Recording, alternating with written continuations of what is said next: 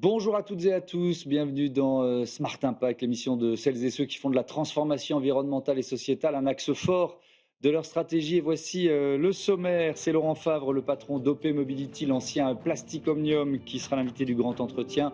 26 minutes tout à l'heure pour creuser les enjeux d'une mobilité durable et connectée. Auparavant, pour démarrer cette émission, je reçois Eric Giliardi, le président de l'Office for Climate Education, organisation internationale dont la mission est de former les enseignants au changement climatique. Notre Zoom, il sera consacré à la collecte et au recyclage des emballages professionnels avec une nouveauté à partir de janvier prochain.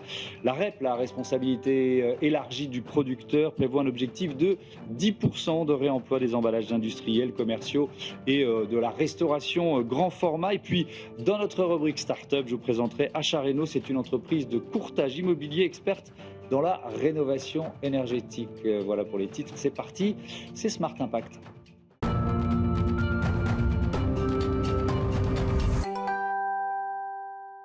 L'invité de ce Smart Impact, c'est Eric Giliardi. Bonjour. Bonjour. Bienvenue, vous êtes le président de l'Office for Climate Education, organisme créé en 2018 par la fondation La Main à la Pâte et la communauté scientifique. Déjà, c'est une initiative française, si je comprends bien, mais une organisation internationale. Comment on peut présenter cet office? En fait, suite à l'accord de Paris en 2021, on s'est dit qu'il y avait un enjeu international d'éducation au climat. Aujourd'hui, très peu de jeunes ont une formation de qualité aux enjeux climatiques, et en particulier dans les pays en développement, les pays du Sud.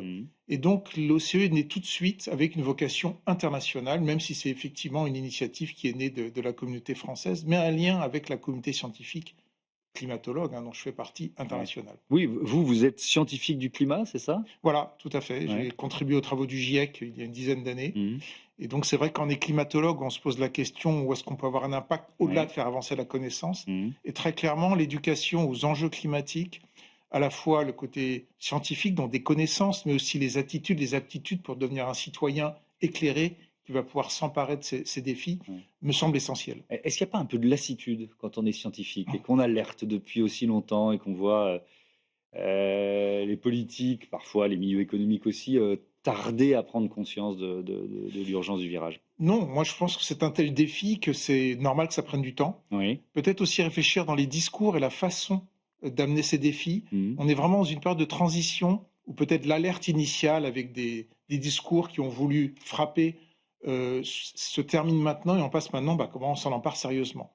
Donc, bien sûr, dans les industries, au niveau politique, alors là, on pourrait débattre longtemps si effectivement, mais à la fin, ce sont les citoyens qui vont pousser les actions, et pour ça, l'éducation est fondamentale. Il faut comprendre les enjeux et de voir comment les replacer dans l'ensemble des enjeux de la société. Avec ces chiffres, par exemple, c'est un sondage Harris Interactive qui date du début de l'année 2024. 4 Français sur 10 se disent mal informés sur le changement climatique et ses effets. Alors évidemment, vous allez me dire, c'est pour ça qu'on veut former notamment les enseignants, mais comment vous expliquez les lacunes actuelles? Moi, je me souviens d'une séquence où il y avait eu une proposition pour former les parlementaires, par exemple.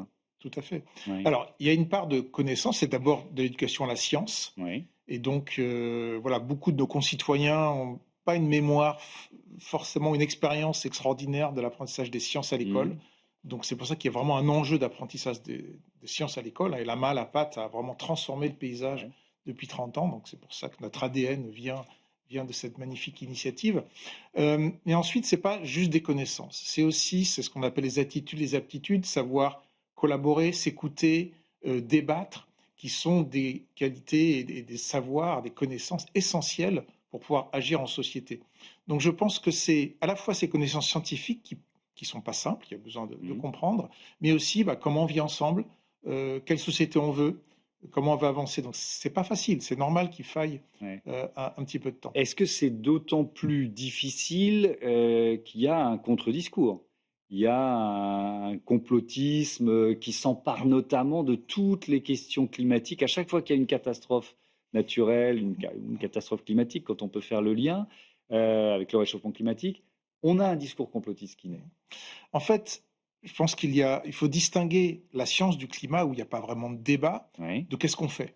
Et souvent, il y a une confusion entre les deux. Donc, des gens vont transformer le constat scientifique ça nous dit ce qu'il faut faire. Mais en fait, c'est un débat de société de savoir ce qu'il faut faire. Donc il y a parfois un risque de dépolitiser les enjeux. Et donc, si on dit les scientifiques savent ce qu'il faut faire, la science nous dit qu'il faut faire, les gens disent mais non, c'est ma vie, c'est des choix en société, donc il peut y avoir un rejet. Donc je pense dans le discours des scientifiques, de la société en général, il y a besoin de replacer ça dans le contexte plus large des enjeux sociétaux. On parle bien de risque pour nos sociétés, on sait gérer le risque, mais il ne faut pas forcément le placer du côté moral où on sait ce qu'il faut faire. C'est vraiment, rempart à nous de ce défi. Donc je pense que c'est de replacer le débat au bon niveau, et là peut-être qu'on verra moins de ces rejets, on va dire. Oui, parce qu'il y a quand même un discours qui consiste à dire non, non, les changements climatiques, il y en a toujours eu, le réchauffement climatique n'est pas lié à l'activité humaine. Ouais. Ça m'arrive encore de récupérer sur certains réseaux des contenus qui affirment ça. Bien sûr, mais c'est plus une vision du monde Oui, qu'un constat scientifique, c'est-à-dire qu'on n'a pas envie de changer. oui, alors ça, je suis d'accord avec vous. Évidemment, ce défi environnemental qu'on a, au-delà du climat d'ailleurs, la Mmh. biodiversité, les pollutions, Mmh. suppose certains changements, certaines visions du monde aussi, certaines philosophies. Mmh. C'est un vrai débat de société. Donc je comprends qu'il y ait des résistances, qu'on soit inquiet, qu'on ait l'impression que certains nous disent comment on devrait vivre. Oui. Et c'est pour ça qu'à l'école, il faut bien comprendre ces différents registres. Il y a le registre scientifique, mais il y a aussi le registre de la vie ensemble, des croyances, des valeurs, des opinions.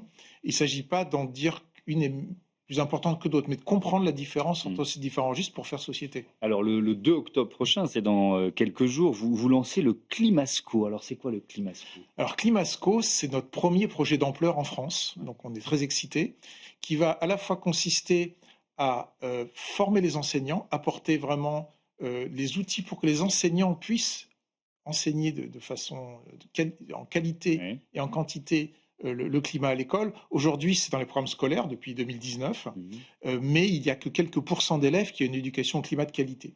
Et ça vient essentiellement des enseignants qui nous disent c'est un problème scientifique compliqué, j'ai besoin d'être formé, je ne veux pas apporter d'angoisse et d'anxiété auprès de mes jeunes, ou je ne veux pas passer pour militant. Et donc, on comprend leur position, donc c'est comment leur apporter les éléments pour passer outre ces trois freins. Donc c'est un projet qui a pour objectif d'expérimenter dans 3 académies, Créteil, Bretagne et La Réunion, pour voir, et on travaille étroitement avec le ministère de l'Éducation nationale, les rectorats et un certain nombre de laboratoires scientifiques en sciences humaines et sociales, sciences de l'éducation, pour pouvoir voir comment on passe ces barrières, comment on expérimente dans des collèges, dans des lycées. Alors collège et lycée, et donc pas pour les plus jeunes, hein. Les primaires aussi. Les primaires aussi, d'accord. Parce que j'avais posé la question de quel prof s'en charge. Est-ce que c'est forcément les profs qui enseignent les matières scientifiques ou pas? Alors, au primaire, c'est simple puisqu'il n'y a qu'un seul enseignant. On est Donc d'accord. il y a déjà cette vision systémique, globale, à Mmh. travers toutes les disciplines. Bien sûr, le défi au collège et au lycée qui fonctionne beaucoup par silo, et le temps pour pouvoir faire des projets entre disciplines est limité. Donc on va expérimenter, on va voir comment on peut développer ça. Donc oui, effectivement, traditionnellement, ces sujets, c'est en SVT, qu'on les voit, un petit peu en physique. Maintenant, avec l'enseignement scientifique en première terminale, on voit ces sujets qui sont développés. Et l'enjeu, c'est d'apporter une vision systémique. C'est toutes les disciplines qui sont concernées, où ça peut se faire à travers des projets. Donc ça, on va aussi expérimenter, de voir le type de projet dont les enseignants peuvent s'emparer pour le bénéfice des élèves. Pourquoi, pourquoi pas avant en France? Vous voyez ce que je veux dire?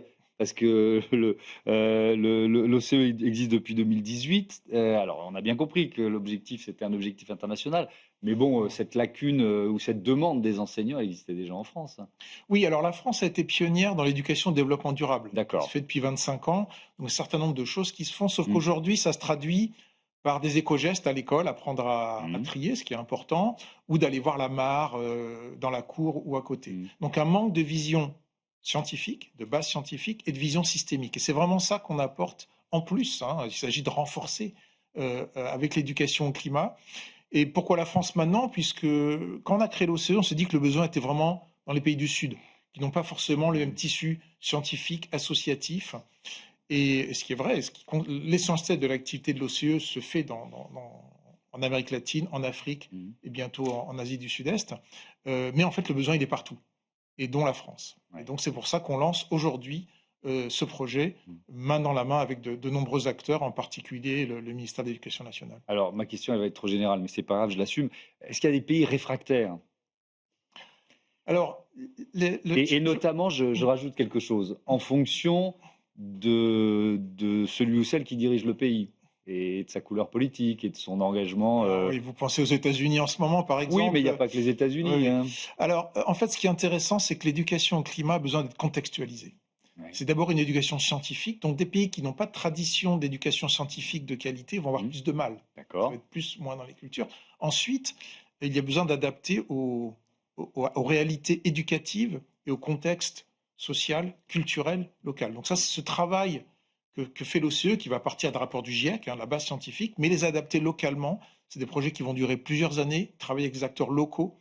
Donc je ne dirais pas qu'il y ait des pays réfractaires, mais chaque pays a sa tradition, ses cultures, sa pratique de l'éducation aux sciences, dans lequel il faut s'intégrer. Oui.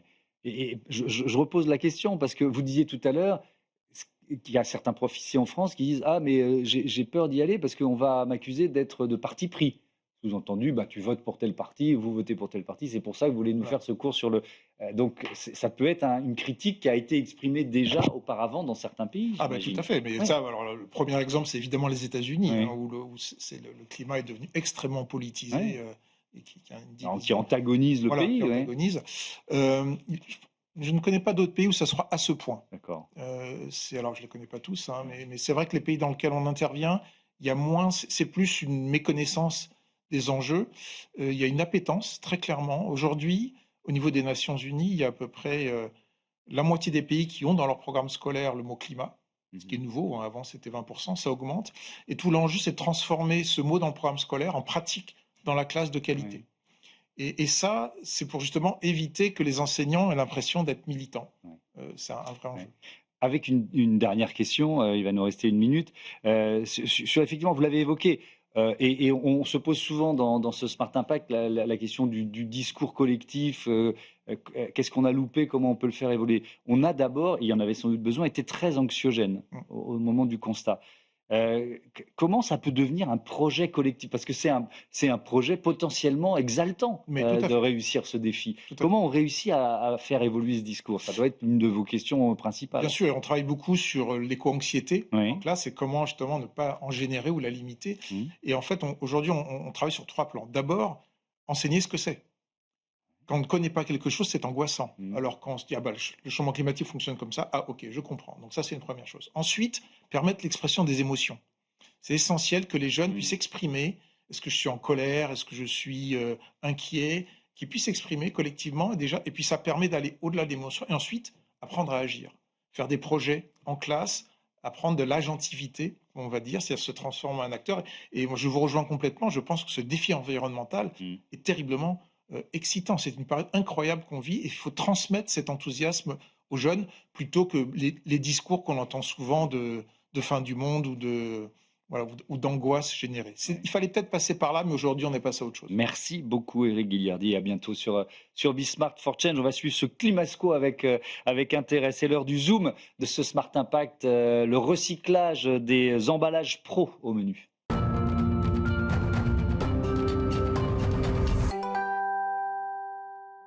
C'est le Zoom de ce Smart Impact, une douzaine de minutes pour creuser une thématique. On parle de la collecte et du recyclage des emballages pro avec Julien Dubourg. Bonjour, bienvenue. Vous êtes le président exécutif de Citeo Pro. Alors, on va beaucoup parler de la REP dans ce Zoom, responsabilité élargie du producteur, des producteurs. On peut dire en quelques mots, un peu de pédagogie, de quoi il s'agit? Oui, bien sûr. Cette responsabilité élargie du producteur, ça découle du principe de pollueur-payeur en quelque sorte, qui implique que les entreprises qui mettent sur le marché, qui vendent des produits, doivent gérer leur fin de vie pour diminuer les impacts environnementaux. Très clairement, sur les emballages et les emballages professionnels, l'objet, c'est de réduire la quantité d'emballage, de développer le réemploi lorsque c'est possible, et il y en a beaucoup dans les emballages professionnels, et puis de recycler ces emballages en fin de vie. Et tout ça permet de diminuer les impacts environnementaux globalement, mais également celui des entreprises. Avec donc Citeo Pro, qui joue un rôle évidemment important. Est-ce que vous pouvez nous présenter le périmètre d'action de Citeo Pro? Alors Citeo Pro, c'est donc un éco-organisme qui intervient pour le compte des entreprises dans ce principe pour gérer la réduction, le réemploi, le recyclage des emballages professionnels. En 2 mots, on pourrait dire qu'on gère le bac jaune, non pas pour les emballages ménagers, mais pour les emballages professionnels au service des entreprises. Avec ces dates qu'il faut retenir, 1er janvier de cette année, 1er janvier 2025, c'est l'entrée en vigueur de la REP pour les emballages professionnels, emballages de vente, de regroupement, de transport destinés aux professionnels. Et puis à partir du 1er janvier prochain, il y a ces objectifs de réemploi, objectifs de 10% de réemploi des emballages professionnels. Alors déjà, quand on dit objectif, c'est contraignant, comment ça fonctionne ça? Alors c'est effectivement des objectifs qui sont mis dans la loi et dans la réglementation. Donc de fait, il y a une contrainte, on doit les atteindre.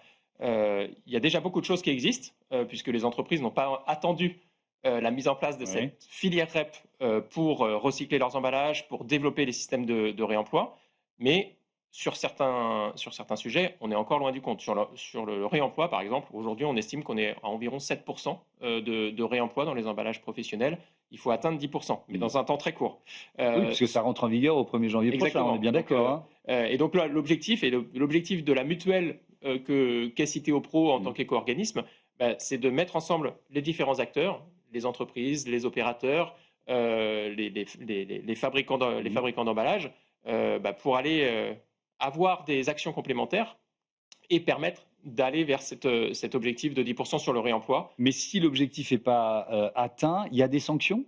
Potentiellement, en tant qu'éco-organisme, en fait, les entreprises, en adhérant chez nous, nous délèguent leur obligation, leur obligation de gérer la fin de vie des emballages. Donc potentiellement, si on n'atteint pas ces objectifs, on peut avoir des sanctions de la part des pouvoirs publics. Alors, je me place j'imagine, un de nos téléspectateurs ou téléspectatrices, il dit voilà, je suis concerné, mais je ne suis pas prêt. Il lui reste assez peu de temps, 1er janvier, qu'est-ce qu'il doit faire? C'est assez simple, il n'y a pas besoin d'être prêt. On sait que déjà beaucoup d'entreprises font énormément de choses pour gérer correctement leurs emballages, mais il n'y a ni plus ni moins que une fois que la REP va se mettre en place, d'adhérer à Citeo Pro. C'est justement le bénéfice de ce principe, c'est que Citeo Pro va agir pour le compte des entreprises de façon à pouvoir développer les services de recyclage ou de réemploi. Est-ce que pour vous, c'est quand même un défi?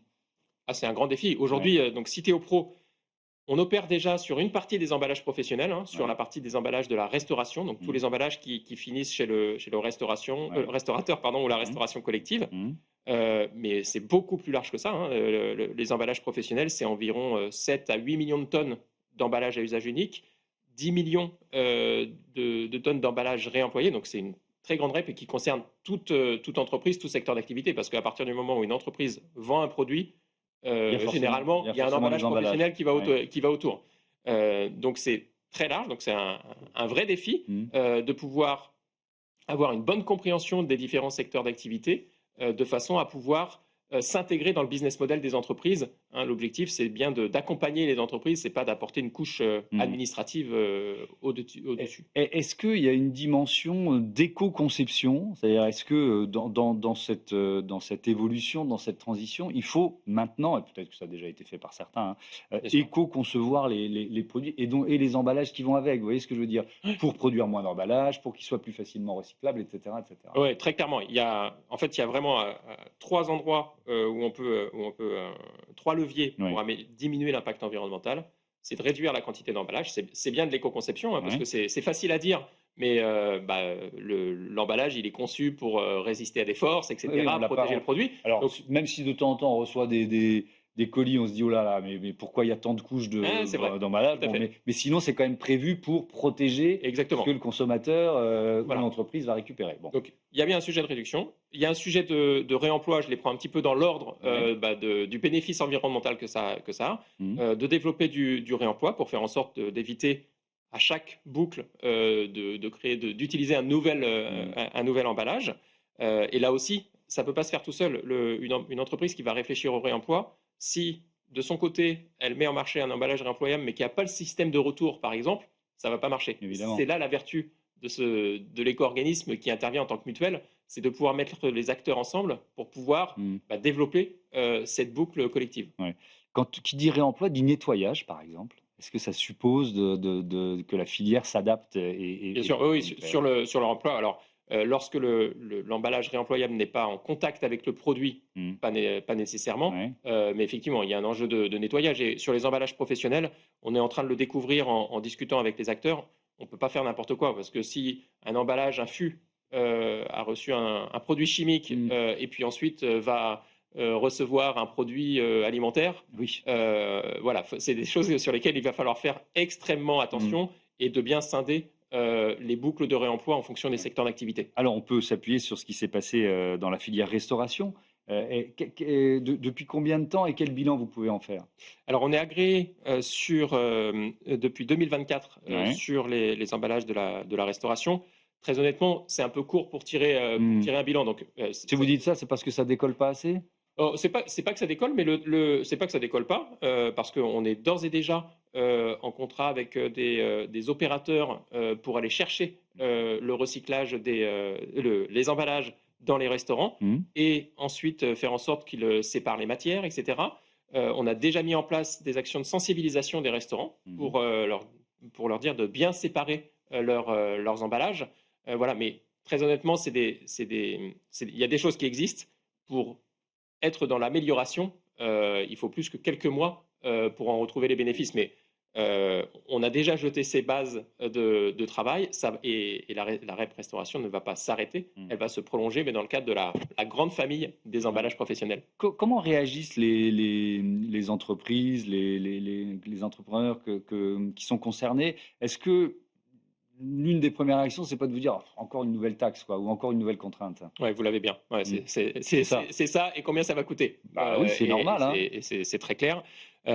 Donc, évidemment, parce qu'il y a une contrainte, une charge administrative, d'une part. Donc, c'est le boulot de Citeo Pro et on a un background de 30 ans pour essayer d'accompagner les entreprises et faire en sorte que la charge administrative soit la moins importante possible, parce qu'il faut bien savoir la quantité d'emballage qu'ils mettent en marché. Et puis, effectivement, ça a un coût. La transition écologique a un coût, à un niveau macro comme à un niveau micro. C'est bien l'action de Citeo Pro pour faire en sorte que la mise en place de cette nouvelle filière, elle soit pragmatique. C'est-à-dire que oui, il y a besoin de moyens financiers pour pouvoir améliorer la performance, mais surtout que le moindre euro soit fléché vers de la performance additionnelle, de façon à ce que ça coûte le moins cher possible aux entreprises. Est-ce qu'il y a des secteurs ou des filières pour lesquels c'est plus facile et donc d'autres plus difficiles? Vous voyez ce que je veux dire? Ou est-ce qu'il y a grosso modo une charte de mise en œuvre qui est à peu près la même pour tout le monde? Non, c'est assez global. Après, Je pense à la restauration, aux produits alimentaires, par exemple. Oui, c'est ça. Alors, sur les produits, dès lors qu'il y a des aptitudes au contact alimentaire pour les produits alimentaires ou pour les produits cosmétiques, etc., c'est toujours des points d'attention très, très importants qu'il faut prendre en considération. Mais sur d'autres secteurs d'activité, il y a aussi des protections importantes du produit. On ne peut pas faire sur des produits électroniques. On peut travailler sur l'éco-conception, mais ce sont des produits qui sont éminemment fragiles. En impact environnemental, si on se retrouve à diminuer l'emballage, mais qu'il y a plus de casse, par exemple, on a tout faux. Donc, il faut vraiment prendre en considération. Donc, il n'y a pas un secteur plus difficile que l'autre. Simplement, il faut vraiment tenir compte des spécificités de chaque secteur d'activité. Je voudrais qu'on termine par un gros plan sur la question des emballages plastiques, parce qu'il y a quand même cet objectif européen qu'on va rappeler, 55% des emballages plastiques recyclés d'ici 2030. C'est un objectif ambitieux. On n'y est pas, on en est même très loin aujourd'hui en France. Hein.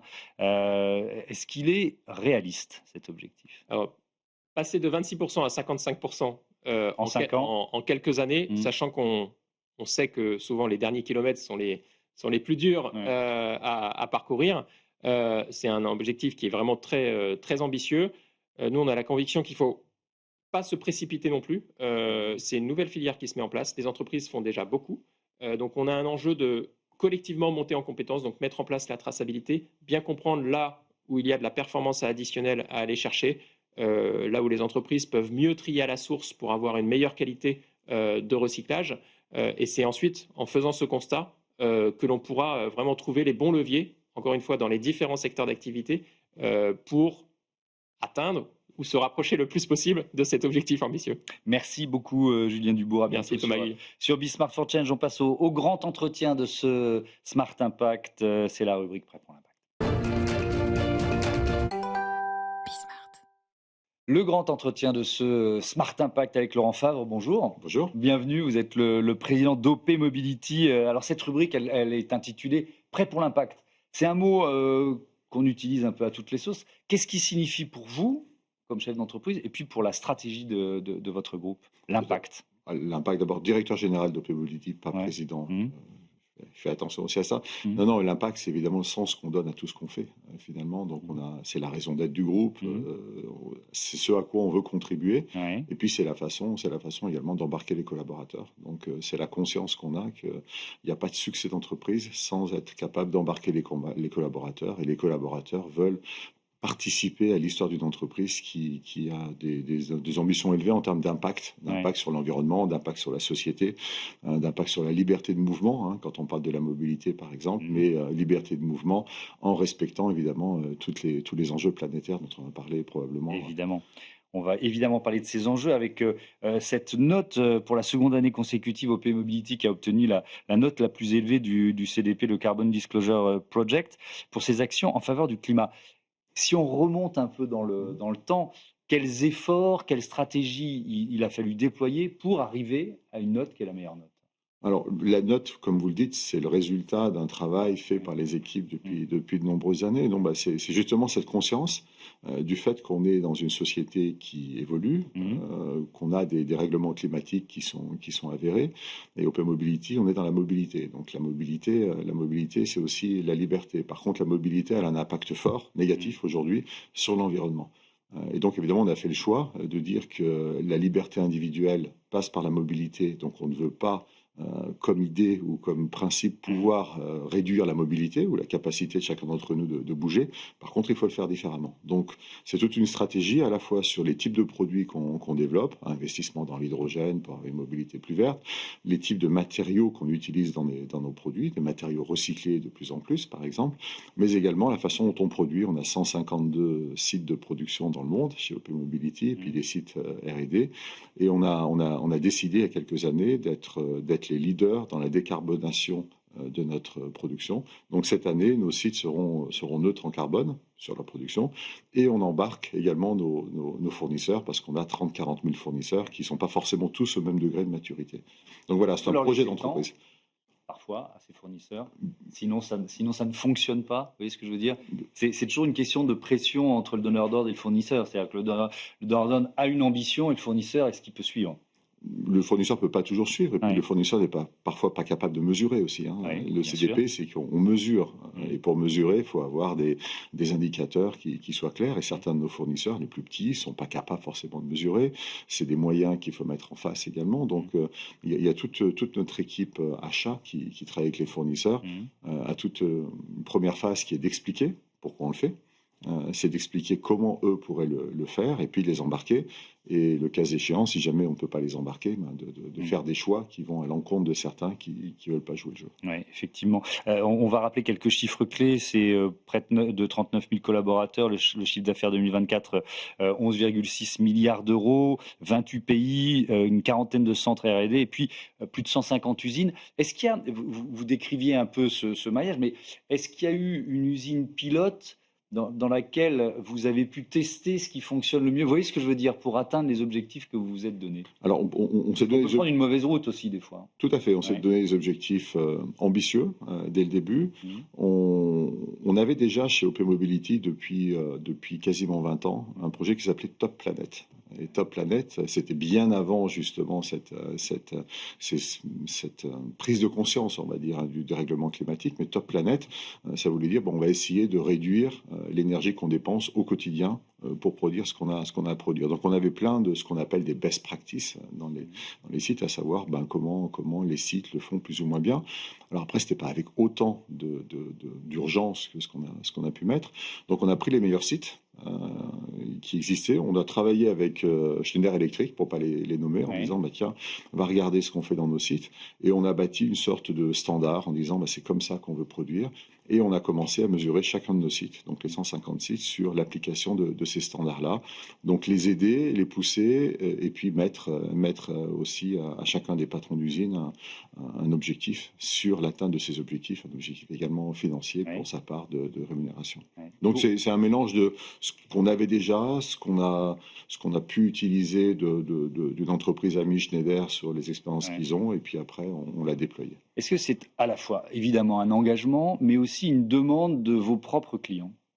Alors certains, mais je crois que quand on s'engage dans un chemin comme celui-là, il ne faut pas le faire pour une demande d'un client, il faut le faire par conviction, parce que les clients ont des demandes qui sont diverses, parce que les clients européens sont beaucoup plus attentifs à l'impact environnemental que des Chinois ou des Américains. Et si on veut avoir un vrai impact en tant qu'entreprise, parce que le dérèglement climatique, il n'est pas simplement européen, il est mondial, il faut qu'on ait un programme mondial. Donc évidemment, on s'est inspiré de certaines demandes de clients, on a travaillé avec certains des clients qui sont très en avance sur ces sujets-là, mais on ne l'a pas fait pour les demandes clients. On l'a fait dans cette idée, dans cette conviction qu'il faut le faire parce que c'est nécessaire. Et puis, il faut le faire parce que ça engage les collaborateurs et finalement, à la fin, c'est aussi un gage de compétitivité. Est-ce que vous êtes soumis à ces aléas politiques?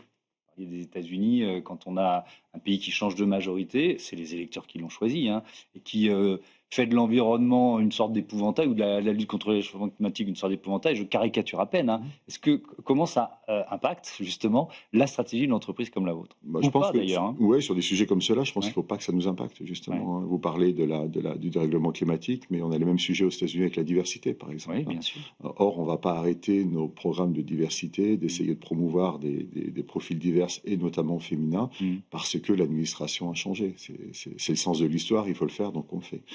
Mais alors, vous jouez sur les mots ou Non, je ne joue pas sur les mots. Parce qu'il y a des mots qui sont quasiment interdits par l'administration Trump, non? Oui, on a tendance un petit peu à exagérer. Ouais. Moi, je pense que ce qui aujourd'hui réunit les jeunes générations et les populations dans les différents continents du monde, c'est justement cette conscience du fait qu'on a un vrai enjeu climatique. Et ça, c'est pas politique, c'est sociétal, cette conscience. Mais vu que cette conscience est là, il y a une attente. Et puis nous, en plus, ça tombe bien parce que ça correspond à nos convictions. Donc on fait fi de ce genre de choses, même si les politiques diverses et variées peuvent nous impacter, comme vous le disiez, parce que si les États-Unis arrêtent tous les programmes d'énergie renouvelable, c'est plus difficile d'être neutre en carbone dans nos sites. Mais ça ne nous ralentit pas, en tout cas, dans notre conviction qu'il faut le faire. Ouais. Vous avez changé de nom il y a 18 mois, c'était Plastic Omnium, qui est devenu OP Mobility. C'est pas seulement de la cosmétique. Qu'est-ce qu'il y a comme sens derrière ce changement de nom? Il y a plusieurs sens. Il y a un sens qui le groupe a fondamentalement changé. Plastic Omnium, ça voulait dire tout en plastique. Donc le groupe est né avec cette idée que le plastique pouvait apporter à plein d'industries, les stylos Bic, les planches à voile, les Black & Decker, et puis après peu à peu dans l'automobile, des nouvelles formes, des nouveaux designs, du poids réduit, donc aussi un impact potentiel positif sur l'environnement. Et puis le groupe est devenu 100% mobilité. On a fait beaucoup de transformations ces dernières années avec développement de l'hydrogène, électrification. Et donc le nom correspondait plus à ce qu'on était quand on racontait l'histoire. Donc on s'est dit, on garde le logo, parce que c'est notre héritage, on en est fiers, mais on se projette dans l'avenir, et l'avenir, c'est une mobilité différente de la mobilité du passé. Oui, c'est-à-dire c'est un groupe industriel français qui a été créé en 1946, c'est ça, par Pierre Burrell, qui était spécialisé dans la fourniture de solutions pour l'industrie auto. À quel point il s'est diversifié? C'est toujours sur le cœur de métier? Il y a des métiers nouveaux qui se sont rajoutés? Alors, on a commencé encore une fois sur le plastique, pas que sur l'auto. Plastic Omnium a été le champion des poubelles. Beaucoup d'entre nous ont encore une poubelle avec le logo Plastic Omnium. Mais l'industrie automobile est devenue tellement dominante dans le groupe qu'en 2018, le groupe a décidé de se focaliser sur l'industrie automobile. Donc maintenant, c'est que l'industrie de l'automobile. Depuis 2019, on développe d'autres technologies. Je parlais de l'hydrogène, l'éclairage, les phares par exemple, ce qui est nouveau, l'électrification des systèmes batteries. Et puis on vise pas simplement l'industrie automobile, mais de la mobilité au sens large. On travaille avec Alstom pour faire des systèmes hydrogène pour leurs trains, par exemple. On travaille avec les fabricants de camions. Donc on veut embrasser l'ensemble de la mobilité, et on est focalisé sur la mobilité. Alors on va faire, il nous reste du temps, donc on va faire un focus hydrogène tout à l'heure, mais je voudrais qu'on parle du marché de la voiture électrique et des contraintes aussi, ou des perspectives, on va dire, européenne. Il y a eu un léger sursaut, on va dire, du marché de la voiture électrique en août, après des mois qui ont été assez difficiles. Le décollage, il est quand même un peu en deçà des attentes. Comment vous l'expliquez? Ouais, je pense C'est trop cher, tout simplement? Non, mais je pense que d'abord, moi j'aime à dire que quand on définit une stratégie dans une entreprise, Mmh. il y a au moins 2 éléments qu'on prend en compte, c'est le client, qu'est-ce qu'il veut, qu'est-ce qu'il Mmh. peut, quels sont ses usages, et la concurrence, que font les autres. Là, on est parti en Europe, parce que le sujet de 100% électrique est un Mmh. sujet 100% européen. Ouais. On est parti d'un postulat qui était le bon, en disant il y a une urgence climatique et il faut décarboner la mobilité, parce que la mobilité individuelle, c'est 10 à 15% des émissions de CO2.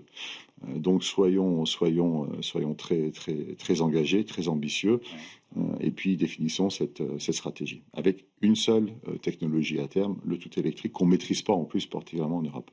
Donc, on n'a pas demandé au client s'il voulait, s'il pouvait, s'il peut se le payer. Et on n'a pas regardé ce que faisait la concurrence, parce qu'on est les seuls à faire ça dans le monde. Il n'y a que les pays européens qui font ça. Donc aujourd'hui, on peut être d'un côté sévère en se disant ça ne marche pas, mais c'est quand même 15 à 20% du marché européen, alors qu'on partait quasiment de zéro. Oui. Donc, On n'en serait pas là s'il n'y avait pas eu, évidemment, cette donc moi, directive européenne. c'est un changement radical Mmh. des usages, des technologies, etc. Donc qu'en 5-6 ans, on passe de quasiment 0 à 15, c'est déjà bien. Mmh. Par contre, on se rend compte qu'on n'est pas au niveau qui était attendu, parce que l'objectif, c'était plus ou moins 25% cette année. Ouais. Pourquoi? Parce que le client n'y adhère pas à 100%, parce que c'est cher, parce que ça ne répond pas à tous les Mmh. usages. Et puis, vous regardez, l'Europe est très diverse, hein. Des pays comme l'Italie, c'est 4%, alors que la Belgique, c'est 80%. Parce que les usages sont différents, les pouvoirs d'achat sont différents, etc. Donc nous, simplement, ce qu'on dit, c'est que quand une stratégie ne marche pas, il faut l'adapter. Ça ne veut pas dire qu'il faut la changer. Ouais. Regardez ce qui se passe autour. Donc ça veut dire que l'objectif d'interdiction de vente des voitures thermiques dès 2035, pour vous, il faut le revoir? Je pense qu'il faut l'adapter, il faut montrer de la flexibilité. D'abord, le rôle du politique, c'est pas définir une solution technologique. C'est pas sa compétence, c'est de définir un cadre, créer les conditions pour qu'il y ait du succès et de la stabilité pour qu'il y ait ce succès-là. Force est de constater que le cadre, les conditions n'ont pas forcément toujours été créés, des changements de fiscalité, de subventions, des infrastructures qui sont très très loin de ce qui avait été prévu. Et puis, on a eu quand même des années d'inflation en Europe qui ont impacté le pouvoir d'achat des ménages. L'énergie qui est devenue plus chère, notamment l'électricité, depuis la guerre en Ukraine. Donc il y a plein d'éléments nouveaux, et aussi des éléments nouveaux qui sont que des pays comme la Chine ont développé des véhicules hybrides beaucoup plus compétitifs en termes d'émissions de CO2 que ce qu'on a actuellement en Europe. Ils sont à 20 grammes pour certains, donc c'est pas zéro, mais 20 grammes de CO2. Le parc européen, on considère que c'est 150. Donc si vous passez de 150 à 20, c'est peut-être pas déjà zéro, un gros progrès. mais c'est un énorme progrès, et ça peut correspondre à certains besoins. Ouais. Vous pouvez coupler ça avec des carburants différents. Ce qui pollue, c'est pas le moteur, c'est ce qu'on met dedans aussi, ce qu'on brûle. Ça peut être de l'hydrogène, ça peut être des e-fuels. Donc nous, ce qu'on réclame, c'est de se dire, montrons un peu de flexibilité. L'enjeu, il n'est pas simplement climatique, l'enjeu, il est aussi social, souveraineté technologique. Donc, essayons de trouver le bon chemin. Continuons à pousser sur l'électrique, développer l'infrastructure, des champions, etc. Mais ouvrons-nous à des technologies hybrides si elles ont cet impact-là, pour que ça réponde à l'ensemble des besoins. Est-ce que c'est aussi un moyen de contrer, de limiter le risque d'un déclin accéléré de l'industrie automobile européenne? Malheureusement, le déclin est avéré aujourd'hui. Oui, il est déjà en cours. Mais vous prenez la France, depuis 2019, on a perdu 40% de notre production en France. C'est des emplois, et il y a encore malheureusement des risques certains. Europe, près de 30% de production, alors que le marché mondial est stable. C'est-à-dire que l'Europe a perdu, la Chine a gagné, les États-Unis sont plus ou moins stables. Donc il y a urgence. Il y a 14 millions d'Européens qui travaillent dans l'industrie automobile. Alors j'aurais pas dû dire déclin, mais j'aurais dû dire disparition. Est-ce que c'est un risque?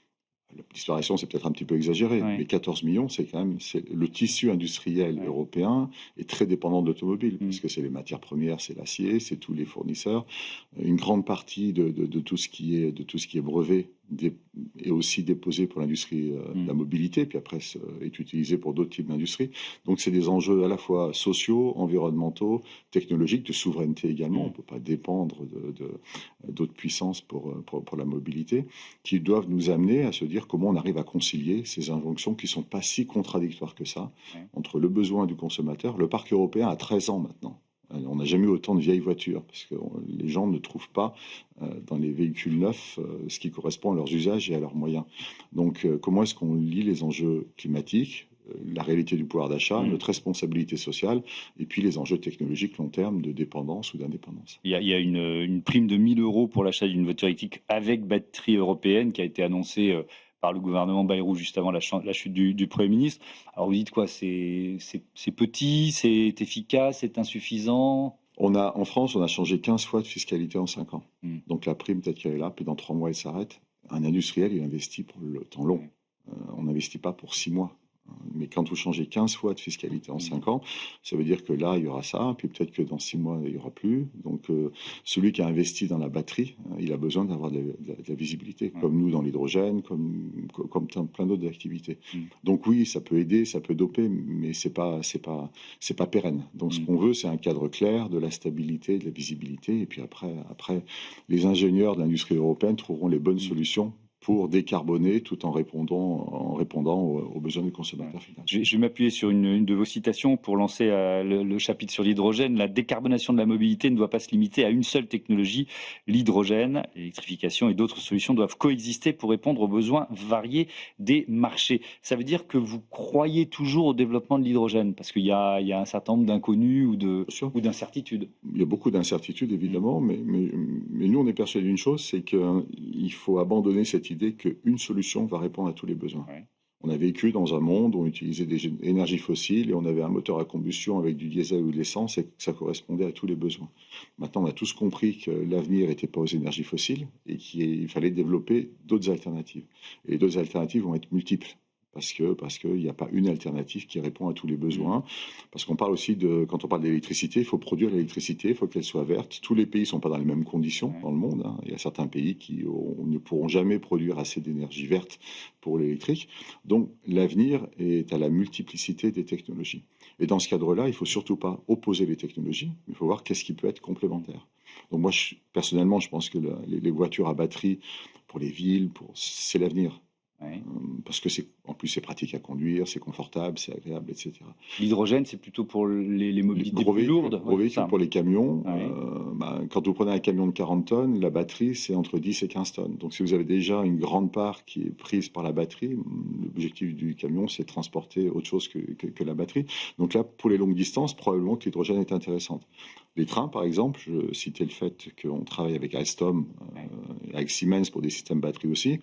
Quand ils ont des trains qui doivent électrifier, parce qu'il y a beaucoup de trains en Europe qui fonctionnent de diesel encore, si c'est des petites distances, moins de 100 km, ils prennent la batterie. Si c'est des grandes distances, ils se dirigent vers l'hydrogène. Donc on n'oppose pas, c'est complémentaire.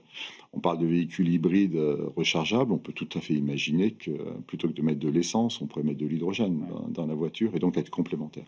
Donc dans cette complémentarité-là, on pense que l'hydrogène a un rôle à jouer. Et quand on regarde ce qui se passe, je parlais du fait qu'il faut regarder ce que font les autres, on voit que les Asiatiques, les Japonais, les Coréens évidemment, mais les Chinois aussi, ont des politiques hydrogène très ambitieuses pour être en complément de la batterie. C'est-à-dire que vous investissez beaucoup? C'est-à-dire qu'on a beaucoup investi. En recherche et développement d'abord, en production. On a une nouvelle usine dans le nord de la France, à Compiègne, qui produit des systèmes de stockage hydrogène pour Alstom notamment et pour d'autres clients, avec malheureusement un démarrage qui n'est pas aussi rapide que ce qu'on attendait, pour les raisons que j'évoquais auparavant. On a une usine en Chine, on a une usine en Corée, et puis on investit évidemment en R&D de façon assez intensive.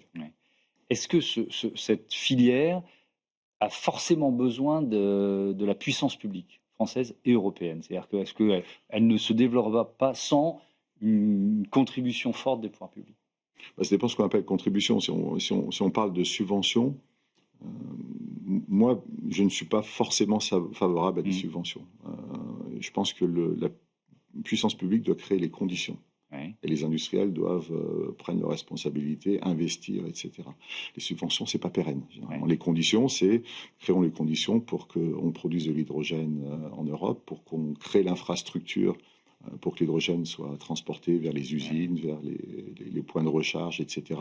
Créons un cadre législatif clair et visible pour les prochaines années. Puis après, les industriels qui croient comme nous vont investir de façon sereine. Les infrastructures, c'est quoi, si on rentre dans le détail? Les infrastructures, c'est d'abord, il faut qu'on produise de l'hydrogène. Puis après, vous savez, en Europe, on a une infrastructure très forte pour transporter du gaz. dans chacune de nos maisons, etc. Et qu'on pourrait transformer pour transporter de l'hydrogène demain. Et donc, on puisse alimenter les usines qui sont très énergivores en hydrogène, comme source d'énergie par exemple, ou après mettre des bornes de recharge sur l'autoroute pour les camions à hydrogène. L'innovation moteur de la transformation de la mobilité, c'est évidemment l'un de vos mantras. Sur quoi vous travaillez en ce moment? Est-ce qu'il y a des innovations dont vous pouvez parler qui sont assez frappantes chez OP Mobility? On parlait de l'hydrogène, qui est quand même Ouais. une grosse innovation, parce que c'est une façon complètement différente, évidemment, d'appréhender la mobilité. Donc ça, c'est un axe fort. Après, on travaille énormément sur tout ce qui est des nouvelles matières, des nouveaux matériaux. Parce qu'un des enjeux aussi de la mobilité, c'est sa recyclabilité. Une grande partie des voitures ne sont pas recyclables. Donc si on veut que demain, ce soit recyclable et qu'on ait des circuits plus courts, il faut travailler sur ces matériaux-là. Et donc, essayer de trouver le bon compromis entre les exigences de sécurité, de design et puis également de matière. Donc, on a des axes forts dans tous ces sujets-là. On travaille aussi beaucoup on est les champions du monde des pièces extérieures de carrosserie. C'est-à-dire qu'on fait des pare-chocs, on fait des phares et puis on fait tout ce qu'il y a derrière. Sur comment est-ce qu'on arrive à alléger, parce que le poids, c'est de l'énergie. Il y a de nouveau une course au poids des véhicules, ce qui n'était pas le cas il y a quelques années, parce que vous gagnez 10 kilos, vous gagnez de l'autonomie, et vous gagnez de l'autonomie, c'est de l'énergie. Donc on travaille beaucoup avec nos clients là-dessus, sur des systèmes qui sont complètement différents. Et puis plein d'autres choses, évidemment. Ouais. Le plastique, on peut pas forcément le remplacer, pas toujours le remplacer. Non, mais je pense que le plastique le plastique va se développer dans la mobilité, parce que le plastique allège. À partir du moment où vous allégez, alors il faut que le plastique soit produit de façon... Ça dépend comment on le produit. Ouais. Exactement, il faut qu'il soit recyclable, etc. Mais c'est ce sur quoi on travaille. Mais quand vous allégez un véhicule, aujourd'hui on considère que le plastique permet d'alléger les véhicules de 200 kg, a priori, ce qui est énorme, et ça permet justement de réduire la dépense énergétique. Parce que même si c'est une voiture à batterie, il faut bien produire l'énergie quand même, et puis ça permet d'avoir des plus petites batteries. Donc aujourd'hui, il y a les pièces de carrosserie, on peut imaginer demain du plastique dans les portes, dans les toits, dans d'autres usages pour aller dans le sens d'alléger les véhicules. J'ai dit qu'on avait parlé du programme Act for All, j'ai un peu oublié de le faire en début d'interview, j'aurais quand même qu'on y revienne. C'est ce qui agrège un peu toutes les initiatives pour faire baisser l'impact environnemental de votre activité. Pas que, c'est beaucoup plus large. Nous, c'est un programme qu'on a lancé il y a plus de 20 ans chez OP Mobility, qui a évidemment évolué avec le temps, mais qui dit on a une responsabilité en tant qu'entreprise. Donc, Act for All, c'est agir pour tout le monde. Donc, c'est pas seulement l'environnement. Non, donc il y a tout un volet qui est comment on travaille. Donc, c'est évidemment l'intégrité dans notre modèle d'affaires, avec nos partenaires, avec nos collaborateurs. Et donc là aussi, c'est évidemment très important, c'est essentiel. Après, il y a tout ce qui est lié à la sécurité au travail, parce que nous, on se sent responsable évidemment de nos collaborateurs. Je pense que OP Mobilité est vraiment un des leaders mondiaux en termes de nombre d'accidents. Et donc là, on met beaucoup d'accent sur la sécurité au travail. Et puis après, il y a les sujets qui sont des sujets qui nous préoccupent de plus en plus, qui sont les sujets à la fois de diversité, parce qu'on a un vrai enjeu dans l'industrie d'attirer des profils différents, des profils féminins notamment dans des métiers techniques, et puis les sujets environnementaux. Donc c'est un programme qui est très solide, basé sur plusieurs piliers. On engage l'ensemble des collaborateurs. Le 9 octobre cette année, on arrête toutes nos usines et puis on engage les collaborateurs dans ces sujets-là, et qui embrassent l'ensemble des sujets qui nous semblent être importants pour avoir un développement industriel de la mobilité qui soit durable. C'est une journée où vous ne produisez pas? Pendant 2 heures, on ne produit pas. Si on ne produit pas pendant plus que 2 heures, nos clients ne sont pas contents. Non, mais l'important, c'est de se dire il y a un rendez-vous annuel. Se pose, quoi. Et puis on décide d'un axe qui peut être, cette année, on veut mettre l'accent sur la diversité ou sur la neutralité carbone, en fonction de ce qui nous pense être important. Et c'est tous les sites dans le monde, c'est ça qui est important. Et c'est pour ça que je pense qu'une entreprise comme la nôtre peut avoir un vrai impact, pour reprendre notre émission. C'est qu'on est aussi présent en Inde, et les enjeux de diversité en Inde ne sont pas les mêmes que ceux qu'on peut avoir en France. Mais on veut avoir les mêmes ambition. On veut ne faire aucun compromis, même si on a des cultures différentes ou des systèmes politiques différents. Et donc, il faut adapter les approches aux spécificités du pays. Ça veut dire que vous allez en parler différemment, par exemple aux États-Unis cette fois-ci, qu'il y a 2 ans? Oui, parce que aux États-Unis, on a eu certains de nos collaborateurs qui nous ont alertés sur le fait que l'utilisation de certains mots maintenant pouvait créer des problèmes. Mais ça, on n'a pas envie de le changer, parce que ce serait s'asseoir sur ses convictions. Donc on va en parler de façon adaptée, mais montrer qu'on, nous, encore une fois, on s'inscrit dans le temps long. c'est pas le pouvoir politique qui va infléchir sur des sujets sociétaux, et la majorité des collaborateurs y adhèrent. Ouais. Tiens, justement, on va terminer avec la question politique, parce qu'on est dans une période d'incertitude, pour ne pas dire de chaos politique. On était avec Bismarck for Change aux universités d'été du MEDEF à Roland-Garros. Vous dites, bon, de toute façon, il faut arrêter de compter sur les politiques. Vous dites, comment on peut, nous, patrons, finalement, mettre notre grain de sel pour que finalement ce gouvernement-là tienne plus longtemps que le précédent. Je pense par exemple à un accord sur la pénibilité avec les syndicats. Comment vous réagissez à ça? On est très inquiet, très franchement, parce que tout ce qui est instabilité empêche à l'investissement et à la sérénité. Donc c'est ça. Les tarifs américains, c'est la même chose. Quand les tarifs changent tous les jours, tous les industriels ralentissent leurs investissements et se disent on va attendre de voir dans quelle direction ça va. Or, on sait très bien que tous les enjeux de transition énergétique, d'industrie, à la fin forte européenne, et du coup de pouvoir d'achat, parce que l'industrie crée quand même des richesses et donc de consommation, tout ça c'est un cercle, et c'est la sérénité. Donc tout ce qui est instabilité, c'est très inquiétant. Donc je ne suis pas là pour parler de politique, mais on ne peut pas opposer les entreprises et les politiques. On est tous dans le même panier, j'allais dire ça, comme les syndicats également. Donc on a un intérêt commun, c'est de se projeter sur le temps long, c'est d'investir, c'est créer de la richesse. Et puis après, évidemment, on peut parler sur la façon de répartir la richesse. Mais l'intérêt commun, c'est de créer de la richesse. Ça passe toujours par l'investissement, et l'investissement passe toujours par la stabilité et la visibilité. Merci beaucoup, Laurent Favre, et à bientôt sur Bismarck for Change. On passe tout de suite à notre rubrique Startup.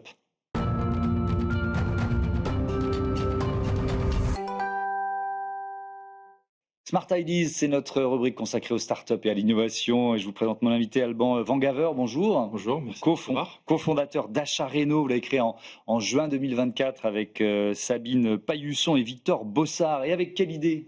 Alors oui, donc Achat Réno, c'est le premier courtier en prêt immobilier avec une expertise sur la rénovation énergétique. En fait, chaque année, il y a 1 million de transactions immobilières et il y a 40% qui sont des biens classés E, F ou G au DPE. Et donc, ça fait beaucoup de gens qui se posent la même question.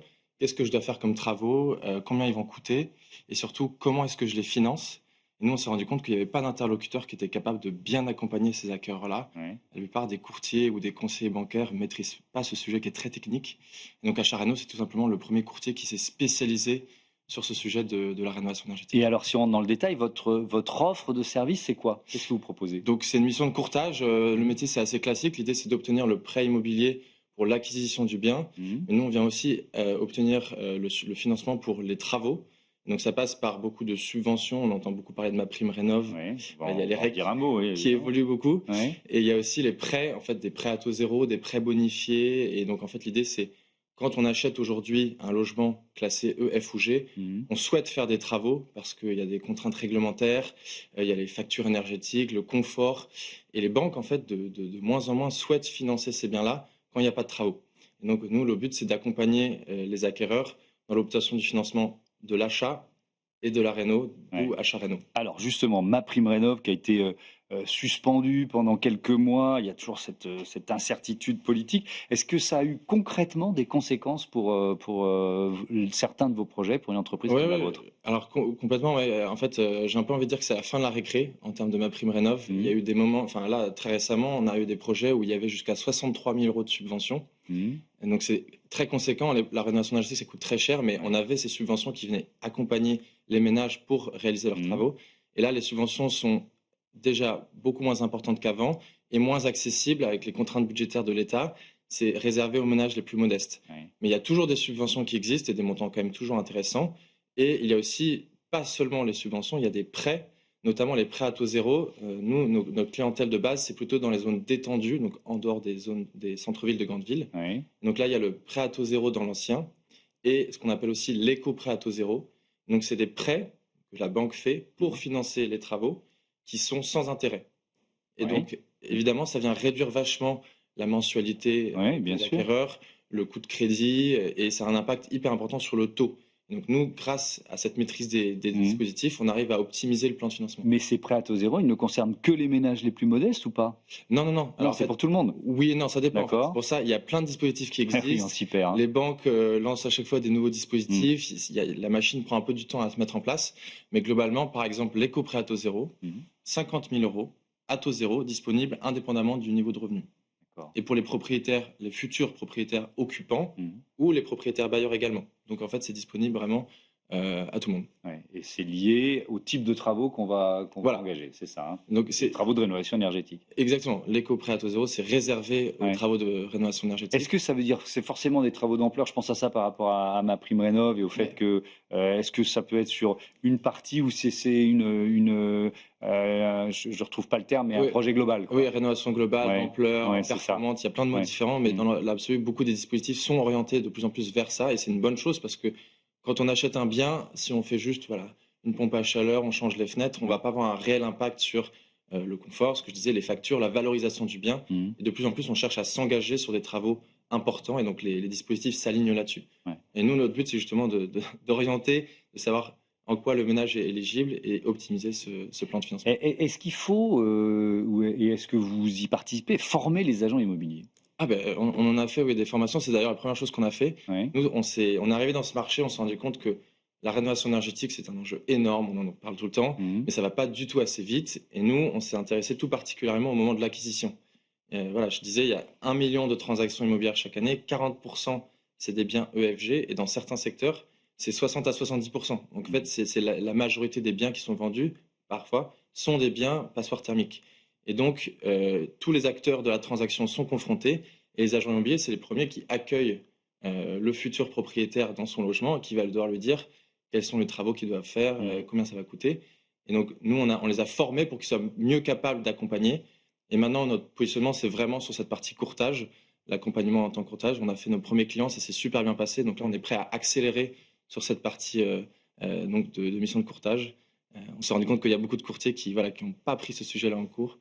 Donc nous, on accélère. Merci beaucoup d'être venu nous présenter Merci. Achat Réno. À bientôt sur Bismart for Change. Voilà, c'est la fin de cette émission. Je voudrais remercier Nathalie Croiset, la coordinatrice éditoriale, Alexis Mathieu à la programmation, à la production, Fabien Boucnog, le réalisateur, et un autre Alban, Jacquin au son. Belle journée.